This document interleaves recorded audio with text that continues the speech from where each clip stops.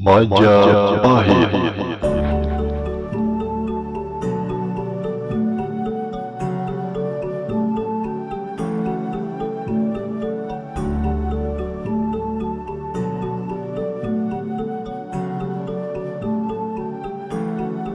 Majapahit merupakan kerajaan bercorak Hindu-Buddha terakhir di Nusantara antara abad ke-13 dan ke-16.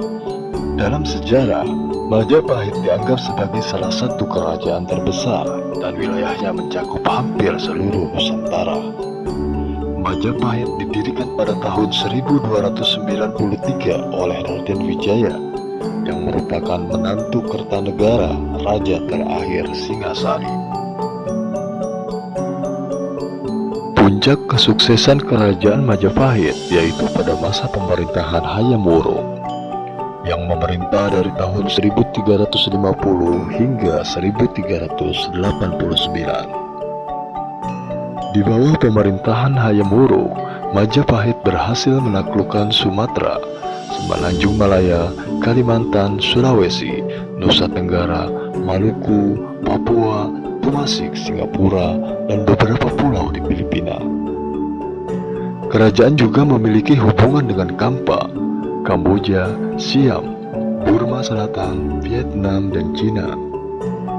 Sumber sejarah kerajaan Majapahit dapat ditemukan dalam Kitab Negara Kertagama, Pararaton, Kitab Kidung, Prasasti, dan Berita Cina. Kerajaan Majapahit sangat erat hubungannya dengan kerajaan pendahulunya yaitu Kerajaan Singasari.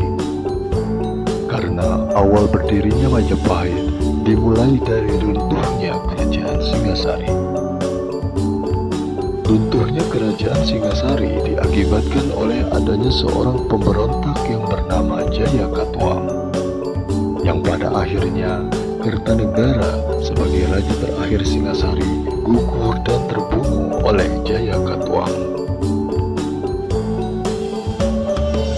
Untuk lebih jelasnya, sebelum membuka Majapahit, akan diuraikan terlebih dahulu sejarah singkat Singasari yang merupakan cikal bakal berdirinya Kerajaan Majapahit.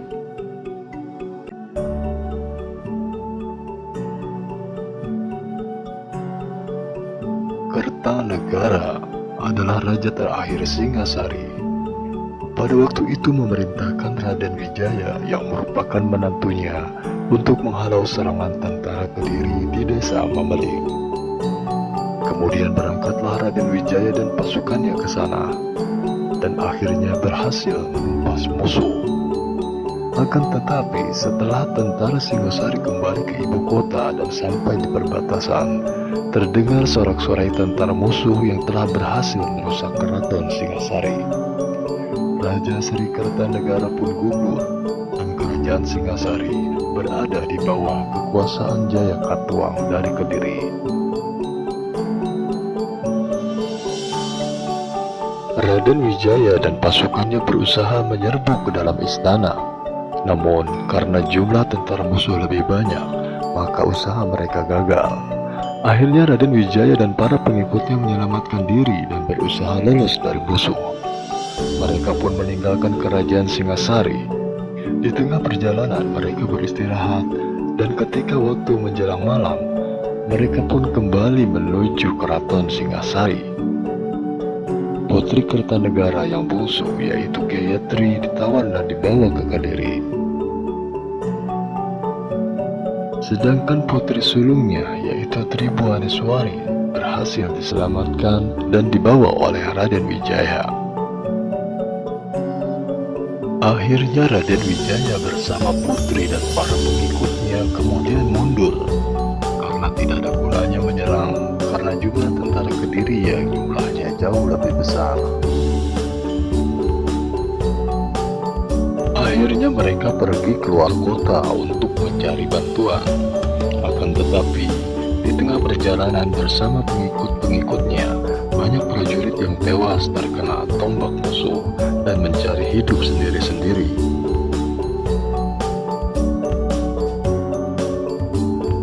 Raden Wijaya tetap melanjutkan perjalanan bersama pengikutnya yang hanya tinggal 12 orang. menuju Madura untuk meminta bantuan kepada Arya Wiraraja, seorang bupati Singhasari. Sesampainya di Madura, mereka disambut oleh Arya Wiraraja. Di sana Raden Wijaya menjanjikan kepada Arya Wiraraja, apabila berhasil mengembalikan kekuasaan yang telah direbut oleh Jayakatwang, maka wilayah kerajaan setelahnya akan diberikan kepada Arya Wiraraja. Mendengar janji Raden Wijaya tersebut, Arya Wiraraja sangat senang dan akan menganugerahkan kekuatan untuk mewujudkan keinginan Raden Wijaya. Kemudian Arya Wiraraja membuat siasat dan memberi nasihat agar Raden Wijaya menyerah dan mengabdi kepada Prabu Jayakatwang di Kediri. Dan selama tinggal di sana, Raden Wijaya diminta untuk menyelidiki sampai di mana kekuatan tentara Kediri. Setelah itu, Raden Wijaya diminta untuk mengajukan permohonan kepada Prabu Jayakatwang untuk membuka hutan dan tanah tandus di daerah Tarik. Dan nanti Arya Wiraraja akan mengirimkan orang-orang Madura untuk membantunya. Setelah sepakat, akhirnya Arya Wiraraja kemudian mengirimkan utusan ke Kediri untuk menyampaikan bahwa Raden Wijaya menyerah dan bermaksud untuk mengabdi kepada Prabu Jayakatwang. Raden Wijaya kemudian berangkat ke Kediri diantar oleh Arya Wiraraja dan kemudian disambut oleh Patih Kediri. Tetapi Tribuaneswari yang ikut dalam perjalanan bersama Raden Wijaya akhirnya dititipkan kepada Arya Wiraraja. Singkat cerita, setelah cukup lama mengabdi di Kediri, tibalah waktunya Raden Wijaya mengusulkan untuk membuka daerah Tarik Sidoarjo menjadi hutan perburuan bagi Prabu Jayakatwang. Akhirnya, tanpa rasa curiga, usul tersebut disetujui. Kemudian Raden Wijaya melaporkan persetujuan tersebut kepada Arya Wiraraja. Kemudian Arya Wiraraja mengerahkan orang-orang Madura untuk membuka lahan tersebut. Dalam waktu singkat, hutan tersebut berhasil dibuka dan orang Madura yang membantu membuka hutan kemudian menetap di daerah tersebut. Dan daerah tersebut dinamakan Majapahit atau Wilwatikta. Konon pada saat itu terdapat banyak buah maja yang rasanya pahit sehingga daerah tersebut dinamakan demikian. Wilwa artinya buah maja, Tikta artinya pahit. Setelah hutan Tarik berhasil dibuka, Raden Wijaya kemudian meminta izin kepada Prabu Jayakatwang untuk menengok daerah tersebut. Kemudian diizinkan. Hingga akhirnya Raden Wijaya pun berangkat bersama pengiringnya. Sedikit gambaran tentang keberadaan daerah Majapahit sebagai berikut.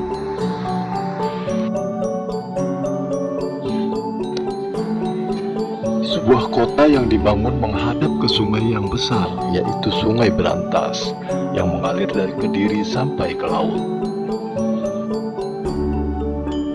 Sungai kecil yang mengalir dari selatan yaitu Kalimas, yang pada zaman tersebut disebut Kali Kencana.